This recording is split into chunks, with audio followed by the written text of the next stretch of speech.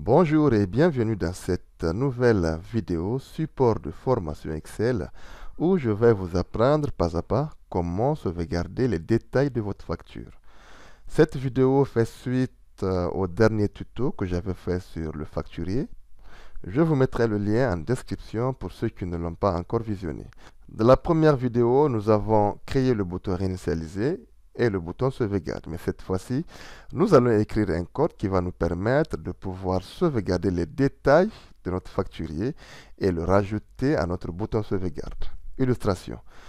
Donc là, nous avons déjà créé une facture pour le client Niger Excel. Donc nous avons 4 articles à facturer. Et voilà, donc je vous présente brièvement les feuilles. Donc nous avons la feuille sauvegarde qui va abriter toutes les sauvegardes globales de notre facture. Et là, nous avons la feuille détail qui va sauvegarder tous les détails du facturier. Alors, quand nous aurons cliqué sur le bouton sauvegarde, nous avons déjà un petit message box qui s'affiche nous demandant une confirmation de sauvegarde. Je dis oui, automatiquement de la feuille sauvegarde, nous avons la facture globale, d'accord, la date, le numéro de facture, le nom du client, le nombre d'articles, nous avons facturé 4 articles, nous avons le montant hors taxe, le montant TVA et le montant TTC. Dans la feuille détail, nous avons le détail de ces factures-là. Et là, nous avons de la colonne A, la date. De la colonne B, nous avons le numéro de facture. De la colonne C, nous avons le code client. D'accord? De la colonne D, nous avons la quantité de chaque article facturé. Nous avons la désignation, la remise et le net commercial. Alors, vous voulez comprendre comment ça marche, donc on se revoit juste après l'intro.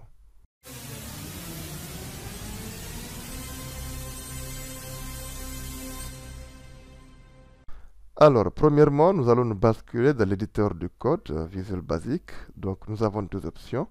Soit nous faisons Alt F11 ou nous cliquons directement dans l'onglet Visual Basic. Nous allons insérer un nouveau module. OK. Voilà, voilà. Et là, je vais faire apparaître la fenêtre de propriété. D'accord. Ça va nous aider évidemment à éditer notre module. Donc, on va l'éditer en détail.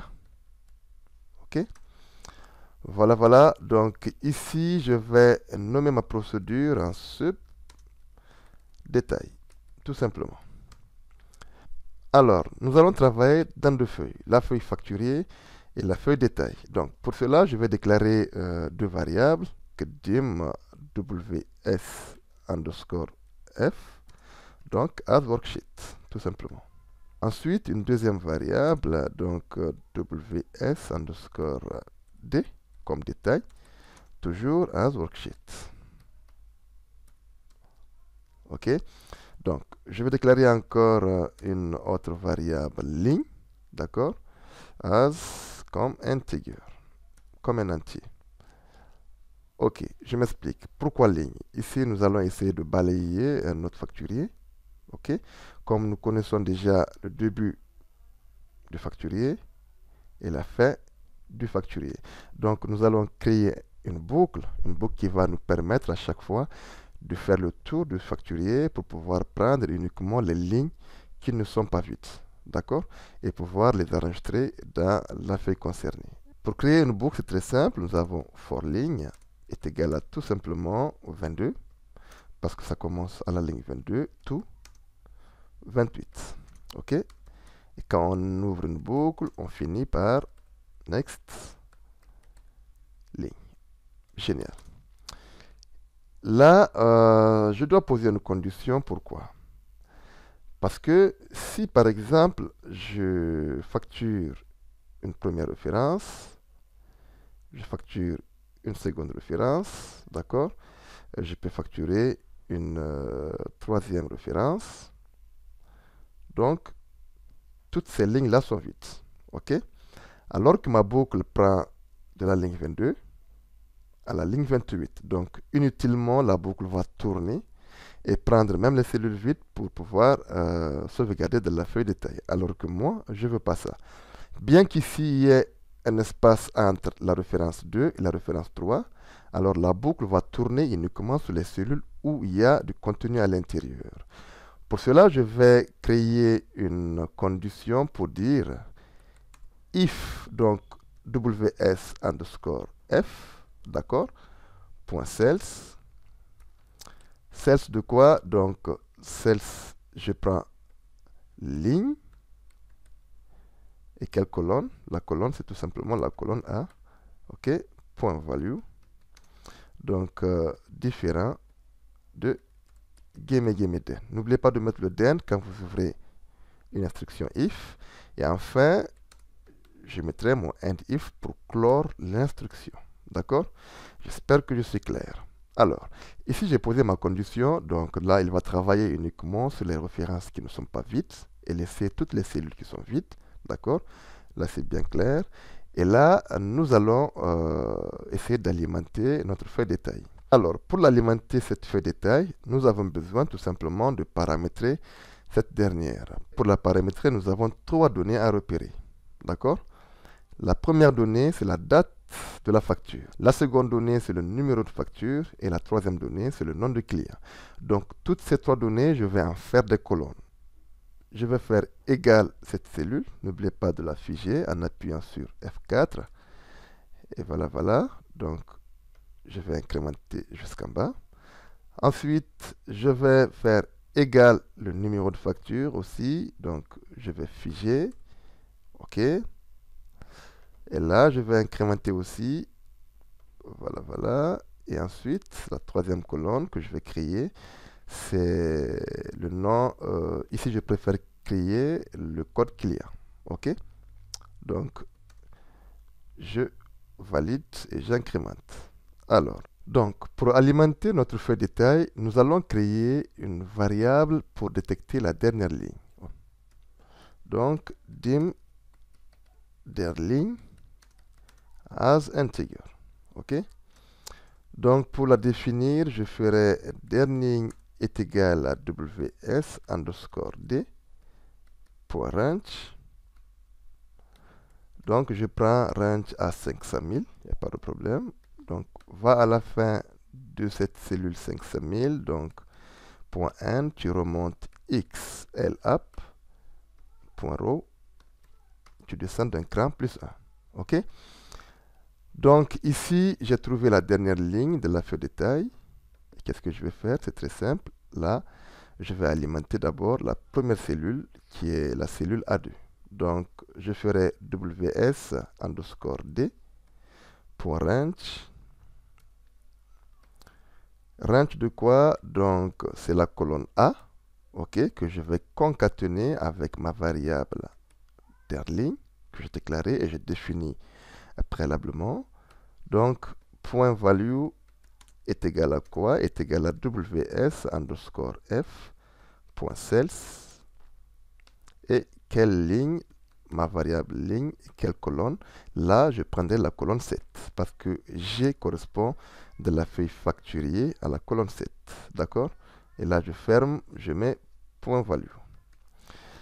Nous allons essayer notre code, mais avant, nous allons définir ces feuilles-là, la variable ws underscore d et la variable ws underscore f.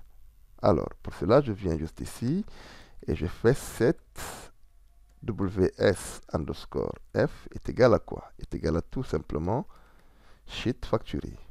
D'accord?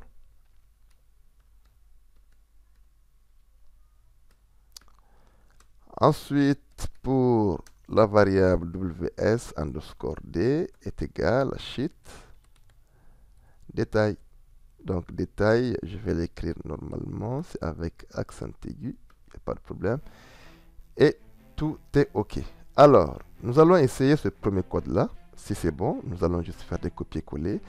Et s'il y a une erreur, nous allons essayer de détecter l'erreur. Pour cela, je vais cliquer sur ce petit bouton-là. Et automatiquement, comme vous le constatez, nous avons pris la date dans cette colonne-là, la colonne G. Et nous l'avons placée dans la colonne A.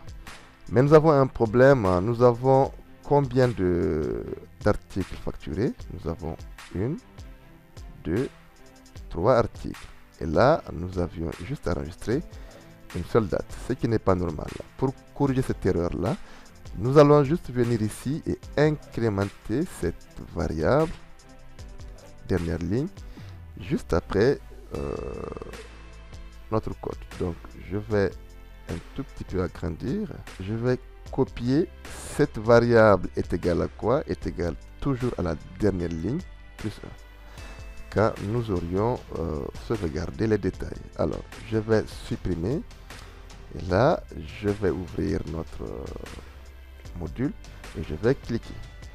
Comme vous le constatez, nous avons les 3 dates qui se sont incrémentées au fur et à mesure sur chaque dernière ligne non vide. Ok? Donc c'est bien. Alors là, nous allons juste faire des copier et coller. Donc je vais copier ce code là. Je vais coller pour la colonne numéro de facture. Donc ici, je vais changer A en B. Et là, nous allons vérifier le numéro de facture. C'est de la colonne H qui correspond donc au numéro 8. D'accord? Donc pour cela, je vais prendre ici là et je vais changer à 8. Et voilà, donc nous allons essayer le code, mais avant, nous allons supprimer ces données-là. Nous allons revenir dans le facturier, nous allons mettre les quantités. Donc ici 5, alors ici il n'y a rien. Voilà, voilà. HP bureau, je mettrai 12. Donc nous allons mettre remise de 2% à chaque article. Et voilà, je vais sélectionner un client, donc Escale Assurance. Et voilà, donc nous allons prendre notre macro, nous allons faire exécuter. Automatiquement, quand nous venons dans la feuille détail, vous aurez constaté que tous les détails ont été sauvegardés. Nous allons changer de client, donc on va prendre Niger Excel, d'accord, facture numéro 3. Automatiquement, et voilà, j'aurai ici article 4, d'accord, et là je ferai 25 unités, je donnerai 50% de réduction, d'accord, et là je ferai macro, donc exécuter.